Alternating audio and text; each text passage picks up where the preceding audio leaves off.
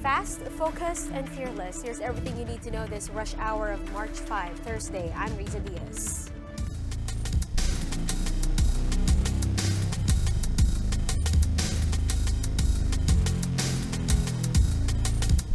Starting off today's rush with the Department of Health now seeking additional funding to purchase more medical supplies and equipment to address the COVID-19 outbreak. But amid the waiting game, the department says at least 500 million pesos is readily available for use. JC Cosico has a report. Despite the country not recording any new cases or local transmission of COVID-19 for the past few weeks, the Health Department says this is no time to be complacent. In fact, they have sought an additional 2 billion peso fund from Congress to procure personal protective equipment for health workers. Nanghihingi tayo dahil nga based on our allocation plan of 5,000 healthcare workers. Sapat pa yung PPEs natin that we have in stock. And marami rin papasok, may papasok from WHO within this week. For now, the agency is running on a budget of 530 million pesos, which they say is enough for the procurement of medical supplies. They are also expecting the delivery of N95 masks and PPEs in the coming days. Meanwhile, the 14-day quarantine period for the repatriated Filipinos aboard a COVID-hit cruise ship is set to end on March 11. Of the over 400 Filipinos being monitored at the Nuclear City, 16 showed symptoms of COVID-19, with nearly all testing negative and only one still admitted due to diarrhea. 15 na sa kanila ay nag-test negative at saka 15 rin po sa kanila ay wala nang nararamdamang simptomas. As for the travel bans, the Interagency Task Force on Emerging Infectious Diseases said it will not yet issue a ban on Iran, Italy, Japan, and Singapore. Mukha as a medium risk lang sila. So, kumbaga, ang criteria, 5 pula out of 9, automatic magiging kasama ka sa travel ban. But Duque said the Foreign Affairs Department is no longer issuing a visa on arrival to Iranians. For News 5, JC Cosico, we are One News. Amid the crippling impact of COVID-19 on the labor sector, DOLE is now extending help to unemployment OFWs whose work was affected by the virus outbreak. Back here, the department is urging companies to implement a more flexible working setup. Gerald de la Peña has the story. Despite numerous cases of COVID-19 in Hong Kong, Bebs chose to continue her work as a domestic helper in the autonomous region. She persists, knowing that other OFWs lost their jobs after the outbreak took a toll on their employees' livelihood, while other OFWs failed to come back after the imposition of a travel ban. About kasi mga February, pinauwi sila ng amo nila, and then balik supposed to be ng end of February, pero inabutan nga ng ban, travel ban. Yun, hindi na nahintay ng mga amo. The Philippine government is now coordinating with the Hong Kong authorities to ensure that newly unemployed OFWs will find another job. Ganun na lamang ang kalidad at tiwala ng Hong Kong government or Hong Kong employers sa kalidad ng mga Filipino domestic workers. Our workers are very hardworking, loyal, and serve beyond the call of duty. For those seeking to fly to Kuwait for work, the Labor Department will be extending the release of overseas employment certificates as Kuwaiti authorities now require OFWs to present medical certificates from accredited medical centers. What used to be just a week-long processing for OACs will now take a month. In order to prevent our workers from going there, you might as well go to other countries where there are not so much requirement. So we have to scale down on Kuwait. The Labor Department has also released guidelines for the implementation of flexible working arrangements or a 4-day work week, particularly in the tourism industry. The agency noted that 35 establishments from Region 6, 7, and 12 have expressed desire to implement flexi-work hours, while 20 others have suspended operations due to the impact of COVID-19. The agency will also ask for an additional 2 billion peso budget to aid those who will lose their jobs due to the virus. For News 5, Gerard de la Peña, we are One News. Here are the biggest stories from the dailies. Cebu is one of the provinces taking a serious hit on tourism from the ongoing virus outbreak. The Freeman reports that Cebu provincial government is now urging stakeholders to offer discounted packages to local tourists to help them revive tourism in the area. From Business World, the rice prices are expected to continue their decline following the second year of implementation of the rice tariffication law. Economic officials say rice prices could fall to around 34 to 35 pesos per kilo from the current price of around 36 pesos per kilo. Now, this has been the lowest since 2013.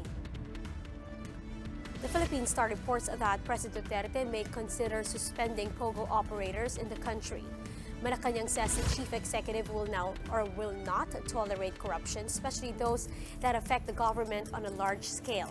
Recall that the Senate and the other government agencies are investigating the alleged issues of the industry. These include the rise in criminal activities like money laundering and human trafficking.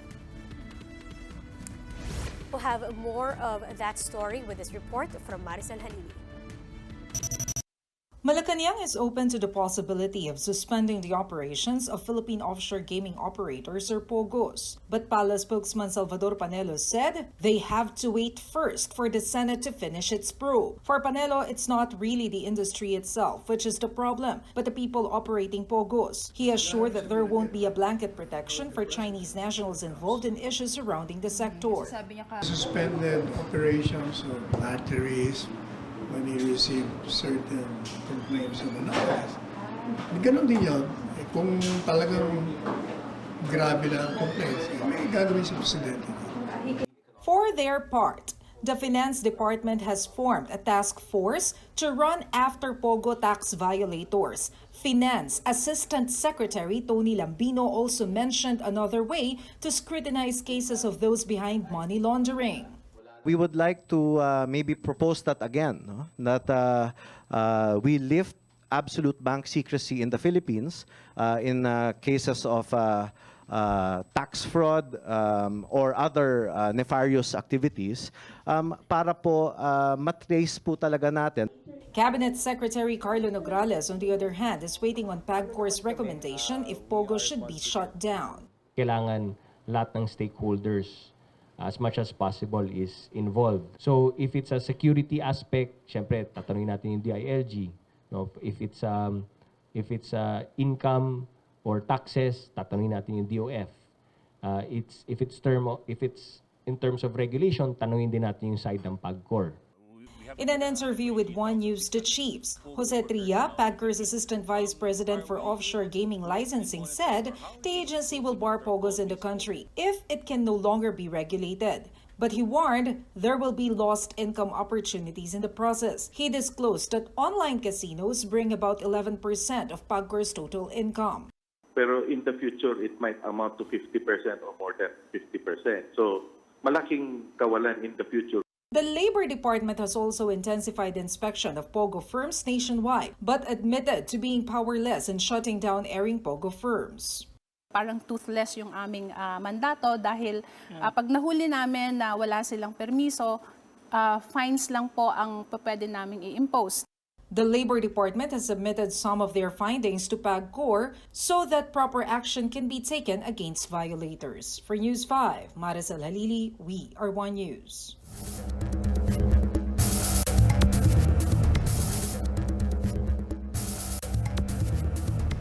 The Senate has decided to throw its weight on granting ABS-CBN a provisional authority to operate just as the House of Representatives set a date for the issue's first hearing. Greg Gregorio with the story. The Senate has given its vote. ABS-CBN and its subsidiaries should be allowed to operate beyond the expiration of its franchise on May 4, 2020, pending franchise deliberations in the 18th Congress. The resolution adopted by the Senate can be used by the National Telecommunications Commission or NTC as a basis in granting ABS-CBN provisional authority. But before adopting the resolution, Senator Coco Pimentel sought clarification on whether or not it will push the NTC to issue a provisional authority. Senate Minority Leader Franklin Drilon, who authored a concurrent resolution, explained that it merely expresses the position of the Senate and that the decision is still up to the NTC. In fact, if you are going to follow our practice, this is not necessary, but it is only made necessary because the Secretary of Justice expressed an opinion that to provide a more stable legal environment, this should be passed. Senators Francis Pangilinan, Joel Villanueva, and Manny Pacquiao agreed to the resolution, saying it would benefit the 11,000 workers of the embattled TV network. When the time comes for the actual Senate hearing on the network's franchise, Senate Majority Floor Leader Juan Miguel Zubiri said they could introduce additional provisions identifying possible violations, such as the inability to air paid campaign ads, like in the case of President Duterte. During the period of amendment or during the committee hearings, we can place a section wherein these particular violations will no longer be tolerated or allowed, or it will be a violation. The difference between a concurrent resolution and a joint resolution was also tackled. While a joint resolution has a force and effect of a law, a concurrent resolution is a mere expression of the position of the Senate. For News 5, Greg Gregorio, we are One News. Pag-asa spotted a low-pressure area east of Surigao del Sur. Now, to tell us more on this, we have with us on the line Lori De La Cruz from the Pag-asa Weather Forecasting Center. Lori, good morning. We would like to know what are the chances that this LPA will develop into a tropical cyclone? Good morning, and all the viewers and listeners. This low-pressure area has a low chance of becoming or developing into a tropical depression, at least in the next 24 to 36 hours. Meanwhile, it's causing rains, scattered rains and thunderstorms over Mindanao in eastern and central Visayas. So residents over there are advised to take precautionary measures because it may cause flooding over low-lying areas. Meanwhile, for Bicol region, they will experience cloudy skies with scattered rain showers and thunderstorms due to tail end of a cold front. But for Metro Manila and the rest of the country, we will generally have a fair weather or good weather for today, and we will not be expecting a high chance of rains for most parts of Luzon. Northeast monsoon still affects the northern Luzon. That's why gale warning is still raised over the seaboards of Batanes, Babuyan, Calayan, northern coast of Cagayan, Ilocos Norte, and also Ilocos Sur. Fishing boats and other small sea crafts are advised not to venture out into the sea, while larger sea vessels are alerted against big waves. This is Lori De La Cruz. Good morning. Thank you very much. That was Lori De La Cruz from the Pag-asa Weather Forecasting Center. A potential data breach by China. This is what U.S. lawmaker is worried about, prompting him to push a bill banning federal workers from using the social media app TikTok. U.S. Senator Josh Hawley said the ban would apply to government-issued devices, which he says are susceptible to hacking that could compromise data or important data. Other U.S. agencies related to national security and intelligence have already banned their employees from using the app, which is currently gaining popularity among teenagers and the younger adult population. Here in the Philippines, netizens are going wild as OPM star Rico Blanco joined the TikTok craze. Many people got pleasantly surprised with the former River Maya frontman's posts that are wholesome and simply adorable. Now, because of this, Blanco's TikTok following jumped to 155,000 in a matter of days. Watch one of his cute videos here.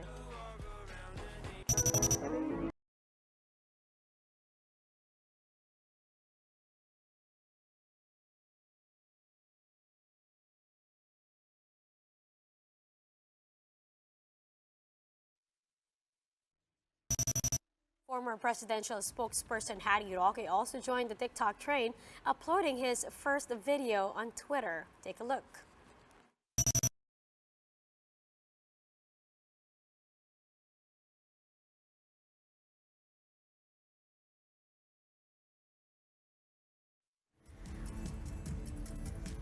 That's how today is shaping up to be. Join us again next time for another round of Rush. I'm Riza Diaz. We are One News.